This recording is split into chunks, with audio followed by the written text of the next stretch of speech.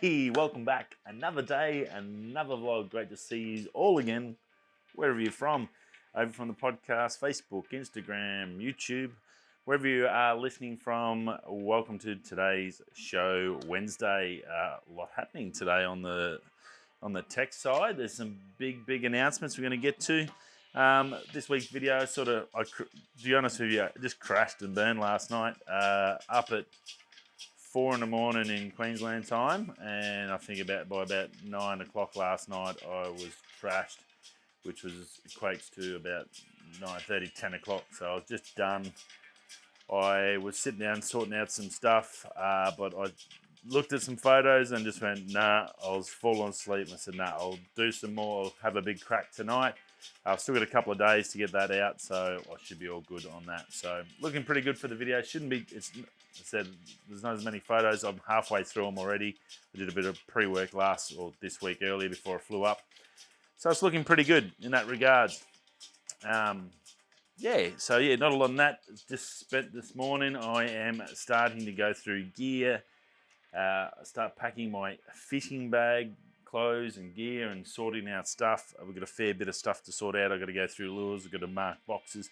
Heaps to do in prep if you've done a fishing tournament, for those guys that do fish and do tournaments, making sure you've got everything, because there's no coming back to town to get it. Where we are, we're about an hour and a half drive from Darwin. Literally, it's in the middle of nowhere. There's no reception, as I've said, so you don't have a chance to come back. So you've got to make sure you get everything. Planning our food shop and stuff for the snacks and stuff for the boat, water, drinks, alcohol, all that sort of stuff. You've got to have a good plan together. We've been doing it for a few years now, so we're fairly well organised as a crew, and we've all got our departments that we handle. So we had a bit of a meeting yesterday afternoon, so that sorted that out. So sat down, wrote some notes, started going through my gear, what I need to make sure I haven't forgotten anything. Make sure I'm starting to charge all my batteries for the camera gear. Probably not going to take the M50. I think I've said to you, I'm not going to probably take the M50. Sort of and a bit about that. I think I'm going to go all RP. That leaves me with the camera bag stuff. I'm looking actually at getting one of those Yeti Pangas, because they're the only bag that's fully waterproof, 100% guaranteed to protect my gear on the boat. So I've got a lot of expensive gear. There's a lot of water and all sorts of things happening on the boat. The last thing you want to do is destroy a piece of equipment while you're out fishing or stuff like that. So I'm going to have a look at those today, suss out if they've got enough space. I can probably put I've got my Camp 1 camera insert bag there that I can slide in there to put all my stuff in. That way, not as easy to get to access-wise as my newer bag, my hiking bag, my normal camera bag, which is waterproof if you put the rainfly on, but yeah, it's salt water and it's just not the best environment to have that. So I don't really want to destroy that out there either. So I suss it out. Got to suss that out when I go to the shop. Other than that, I think I've got pretty much everything. Don't think I forgot stuff.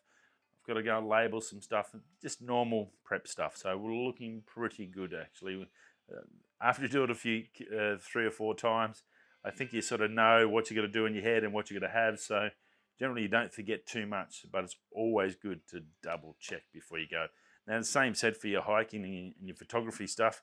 I'm sure a lot of you do it. Pull your whole bag apart before you go and then go through it to make sure you got everything you want, and then pack it all up. So I don't think I'll take the M50. That'll lighten the loads, less stuff I have to carry, and then I can just concentrate and really work hard with that RP, because I've got some astro shoots I want to do over the river and get the Milky Way over the river.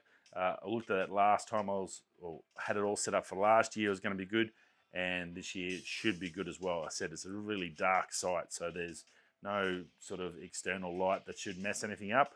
So fair chance I can get some really cracking shots, some great sunrises as well, some nice sunsets.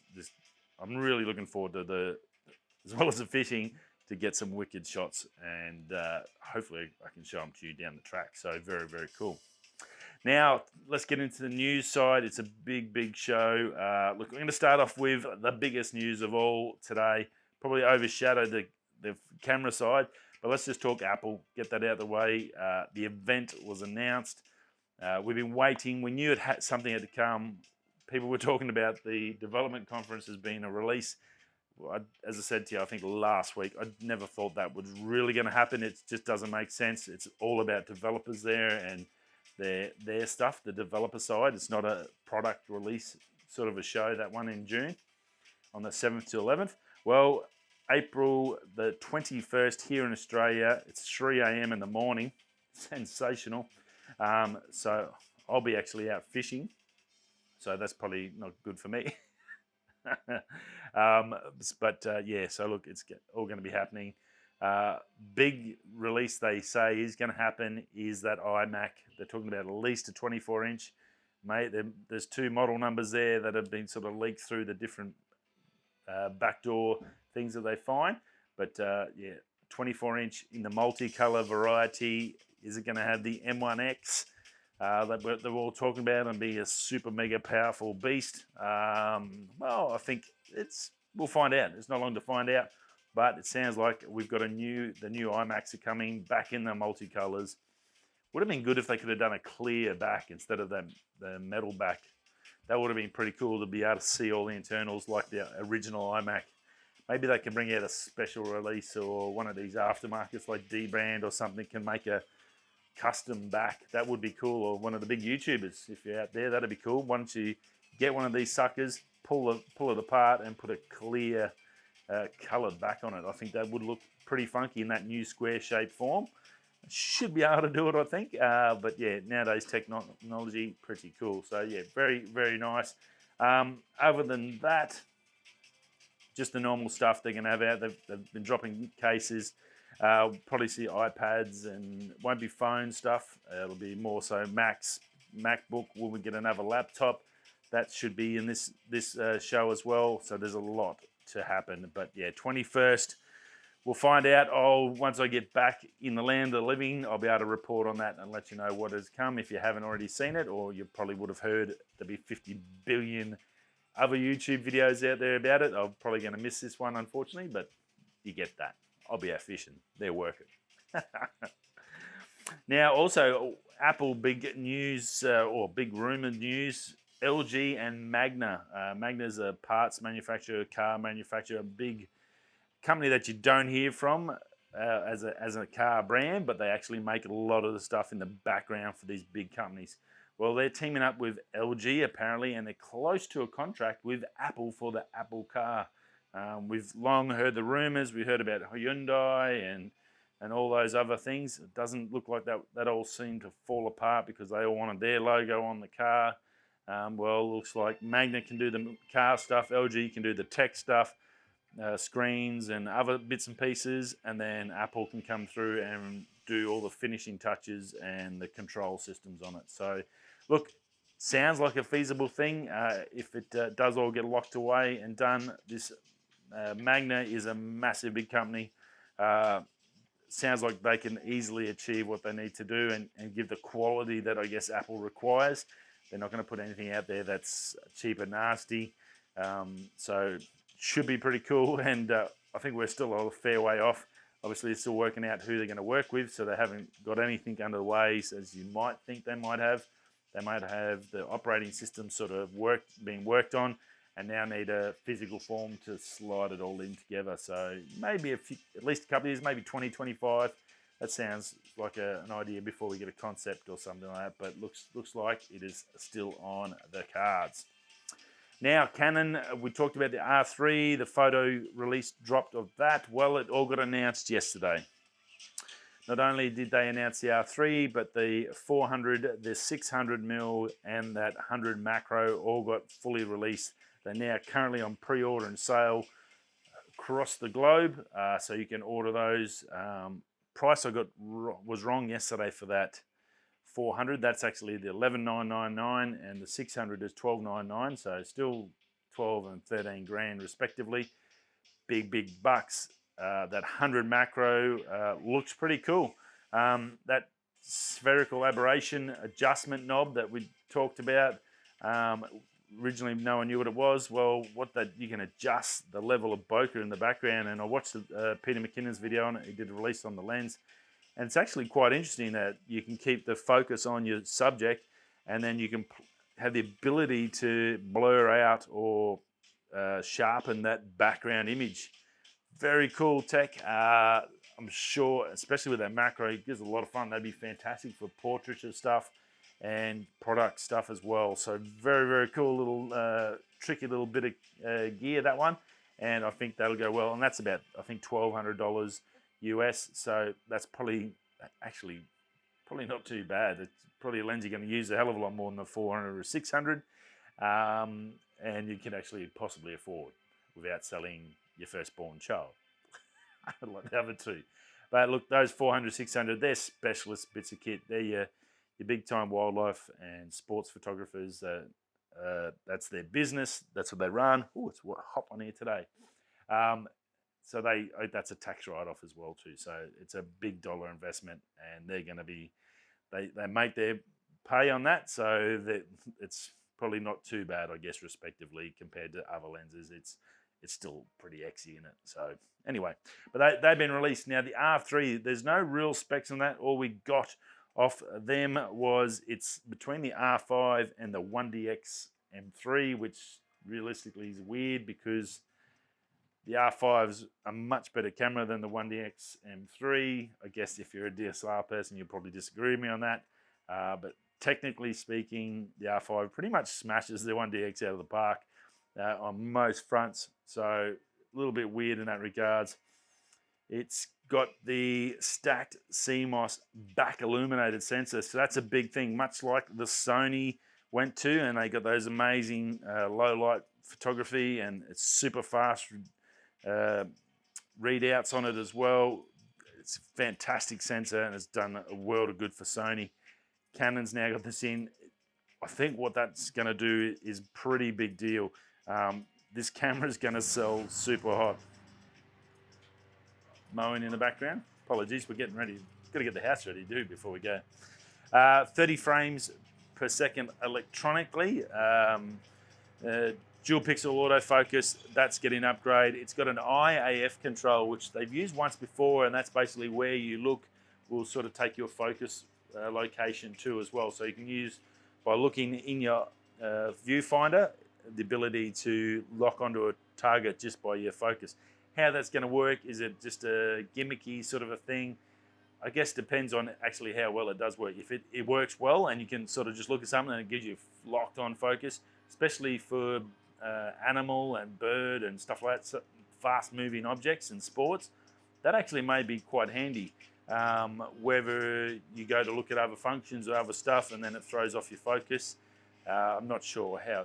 We'll see more as it gets released once that.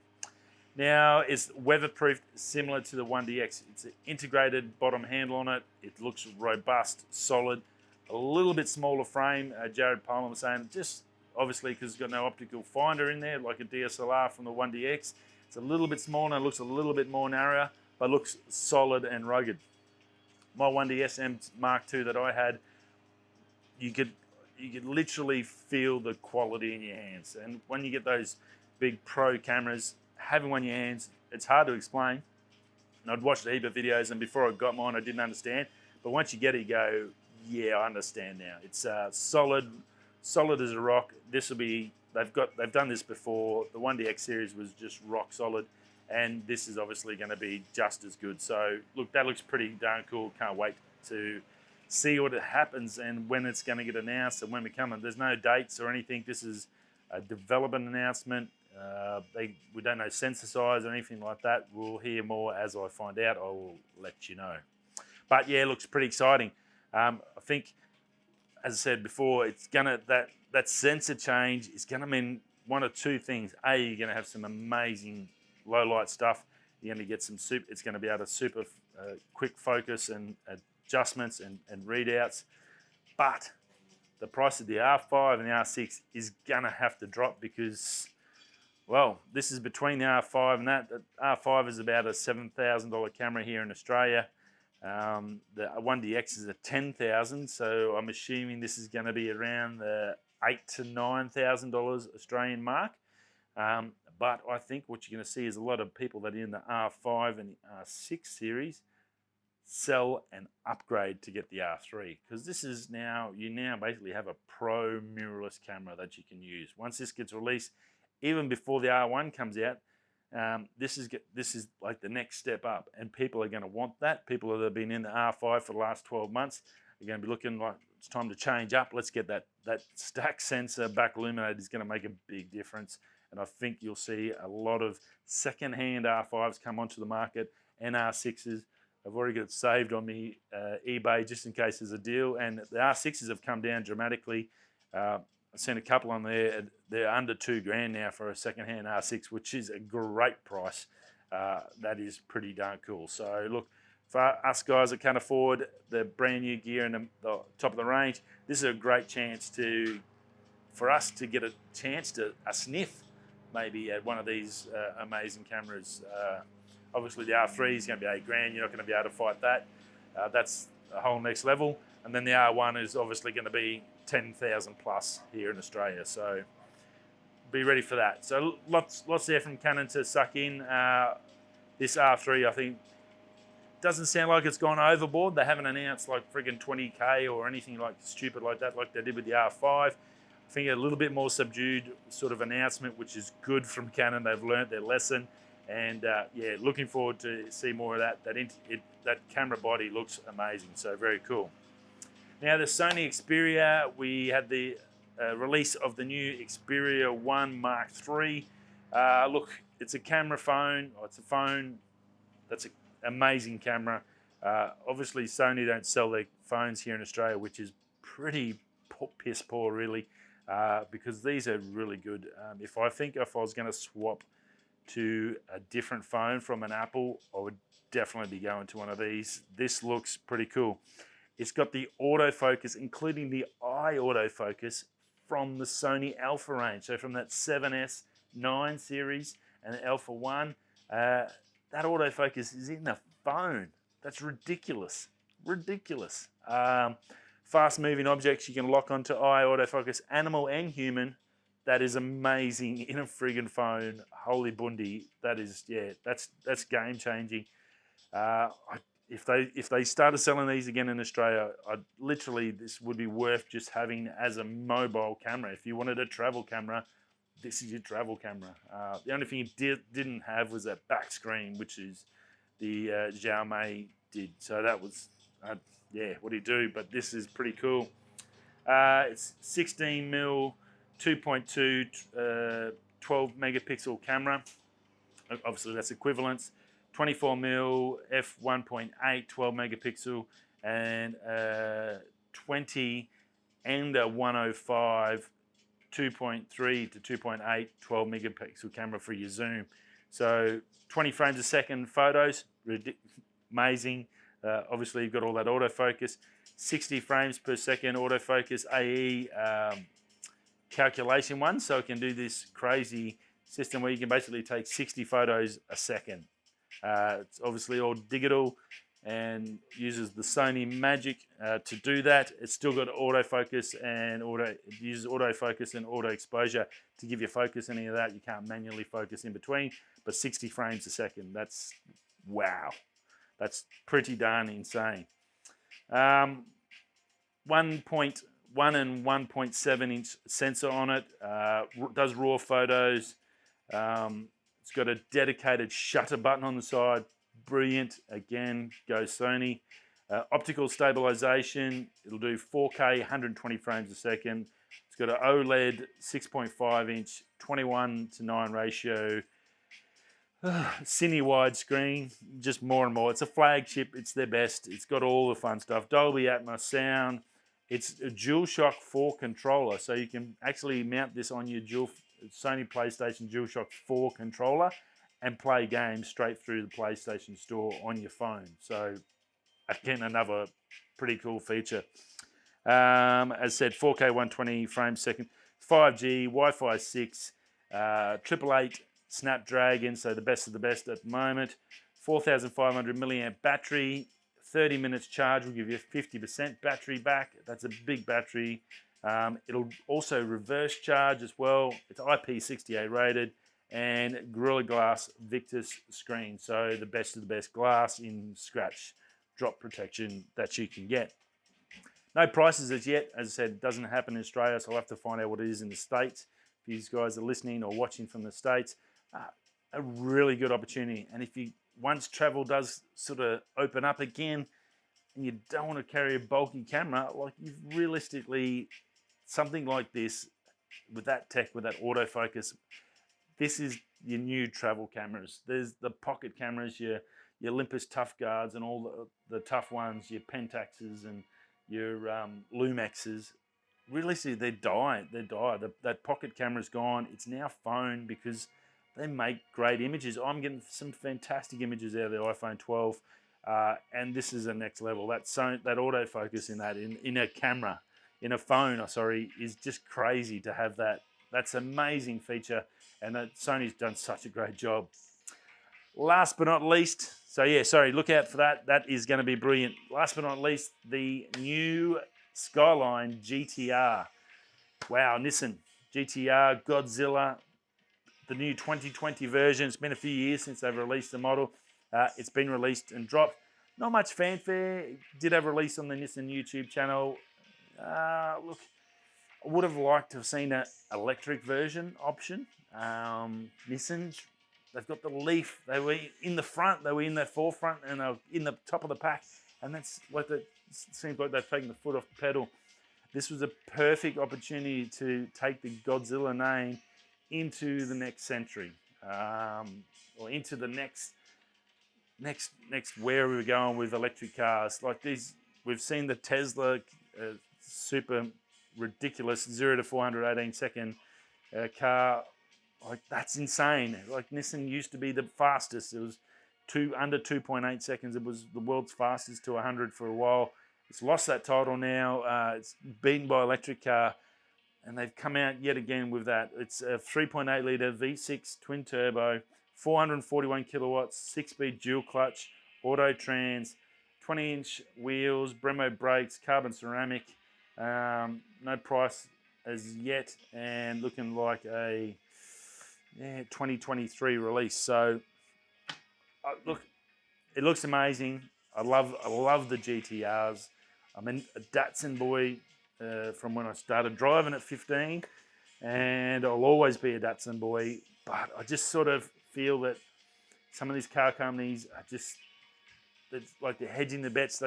It's great to hold that. Like Pentax releases a DSLR, it just doesn't make sense to me. You release a brand new super high performance car that in 10 years you won't probably be able to drive on the road anyway, because by 2031 most of the cars, petrol cars, won't be allowed to be sold, and then they're going to start putting not fines, but they'll start taxing you for driving petrol. They'll start limiting it and getting rid of them anyway. So you're not really going to get that 20, 30 years out of it. It would have been, as I said, it would have been a perfect opportunity, even if they held it back another 12 months, is to get an electric version out there, a super high powered, imagine a GTR electric version, or even a hybrid, and then just taking it to the moon and back, like on the tech side. They've got all the drive in the tech and putting that power to the ground. Nissan know how to do that, but they just not embracing that electric. It would have been fantastic. Imagine a Nissan GTR that can take it to Tesla and give it to them. That's what Nissan needs. 4-wheel drive, 4-motor, insanity beast. That's where GTR should be. It's always been the top. As far as I'm concerned, it's always been in that upper echelon, and it looks like they're just not ready to commit. I don't know if they haven't got the budget to do it. They've got the Leaf, so they've got the battery and electric tech. They need to take that next step. So a little bit disappointing. Great to see it come out again. Look, it's going to be an amazing car. I've driven the Black Series of an R35, and the fastest car I've ever driven. So they are amazing, just ridiculous speed. It would have been lovely, though, I think, my personal opinion, to get it into the electric realm, or minimum the hybrid for the next model to go full electric. It should have been hybrid. Put a battery pack through there, and then add that to the thing, would have just been insane. But anyway, what can I do? Okay, thanks for seeing us all today, Wednesday. I will see you all again tomorrow. Hope you have a fantastic day. It's hump day. Was it hump day? It's Thursday. It's not Wednesday. I've come Wednesday. I had a very long day yesterday. I'll see you all again tomorrow, Friday, for the show at the end of the week. And the last one, you'll see me for at least a week, a little bit. So, yeah. Cool. Righto. We're going this way, that way. I'll catch you tomorrow. Peace.